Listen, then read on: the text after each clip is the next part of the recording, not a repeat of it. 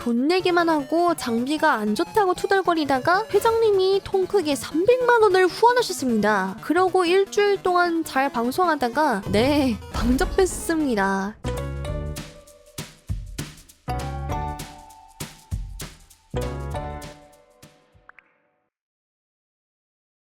유튜브 꽃님들 젤나! 안녕하세요, 지엔입니다. 제가 얼마 전에 스트리머가 뽑은 최악의 악질 시청자 그리고 시청자가 뽑은 악질 시청자 이렇게 두 개를 비교하고 제가 개인적으로 겪었던 악질 시청자들을 나열해보는 그런 시간을 가졌었는데요. 이번 영상에서는 무엇이냐? 바로 반대로 뒤집어서 시청자 입장에서 악질 스트리머는 어떤 부류가 있을까? 한번 폼으로 접수를 받았습니다. 지금 바로 살펴보도록 하겠습니다. 렛츠고!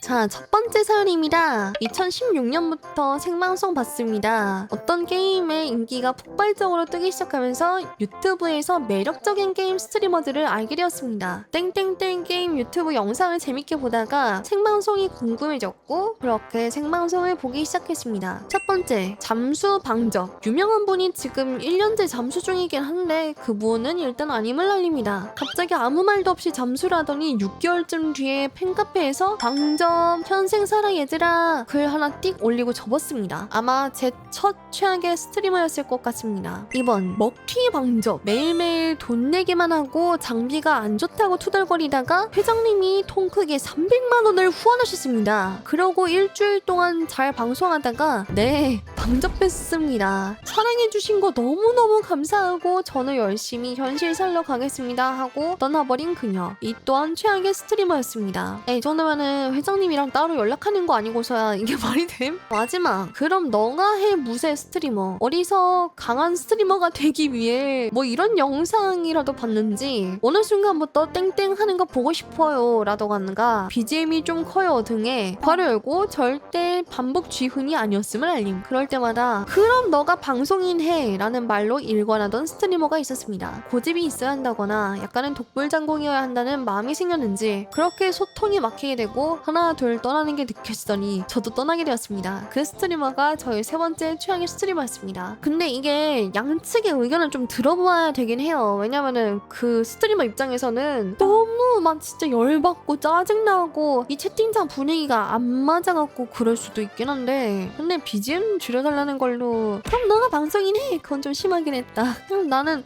피드백 주네 감사하다 이러고 줄일 것 같거든요. 그 정도는.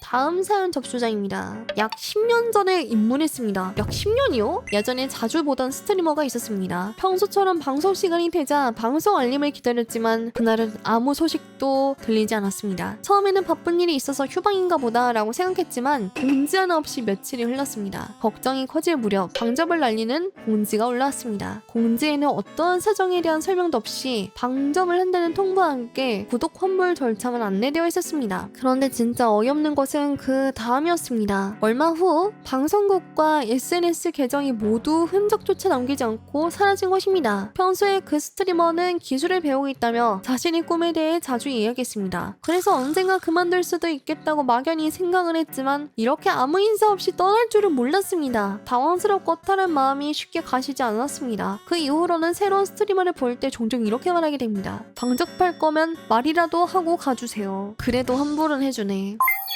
마지막 사연 접수자입니다. 2016년 트위치로 입문. 아니 첫 번째랑 같은 분 아니야? 말없이 잠적해버린 스트리머. 공수주의 이유를 알게 된 것 같아버린 사례입니다. 공수주기 공지는 쓰고 죽어라죠. 분명 평소에 방송을 잘만 하던 스트리머가 갑자기 아무런 전조 증상도 없이 방송을 더 이상 키지 않더니 그 이후로는 다시는 방송을 키지 않았고 아직도 살아있는지 죽어있는지 알 수가 없습니다. 딱히 무슨 일이 있다고 관련해서 이야기가 나오는 것도 아니고 실화시로는 다른 곳에서 현생을 산다니 어쩌니 하는 말도 있는데 추측일 뿐 확실하지 않습니다. 공수주기 밈이지만 조금 말이 세다고 느낄 수도 있지만 이런 일을 경험하면 괜히 쓰는 말은 아니구나 라는 생각이 듭니다. 모든 시청자가 훈수 민수인 스트리머. 이상하다. 이거 첫 번째 그 사람 아니야? 과도한 훈수는 당연히 스트리머에게도 시청자에게도 참 불편한 존재입니다. 하지만 모든 조언을 훈수로 받아들여버리는 스트리머가 있고 또 그걸 정당화 시키는 걸 보고 조금 어이가 없었던 경험이 있습니다. 보기 시작한 지 그렇게 오래되진 않았던 스트리머가 본인의 방송에서 게임을 하려는데 세팅 문제로 전 굽고 계시는 모습에 관련 내용 글을 찾아와서 말씀드리니 훈수 좀 하지 말라면서 화를 내시는 상황이 있었습니다. 그래서 세팅 문제로 힘들어 보이시길래 도움되게 해드리려고 했는데 죄송합니다라고 말씀드리니 아니 내가 하루에 이런 걸 몇 번씩 듣는 줄 아느냐, 도움을 주려고 했을지라도 본인한텐 그저 훈수다 라는 대답이 돌아왔습니다. 그 전에 이런저런 훈수를 들어오신 게 스택이 쌓여 화를 내신 것 같아 보이시긴 했는데 채팅 몇 번 안 쳤던 저에게 갑자기 그런 얘기를 하시니 당황스러웠습니다. 사실 시청자 입장에서는 해당 스트리머가 어떤 상황인지 알 수 있을 수가 없을 뿐더러 둥글게 넘어갈 수도 있는 상황임에도 그렇게 대처하는 모습에 실망감을 느끼기 쉬운 것 같습니다. 그 이후에도 다른 사람들이 좀 뭐라 하면 그렇게 훈수하거나 할 거면 그냥 내 방송 보지마 라는 식으로만 했습니다. 솔직하게 스트리머가 유입 절단을 하니 당황스럽지만 자기만의 방식이겠거니 넘기라 했습니다. 그러나 나중에는 아예 대놓고 리액션만 잘하라는 식으로 말하는 걸 보고 시청자들이 마마무도 아니고 오야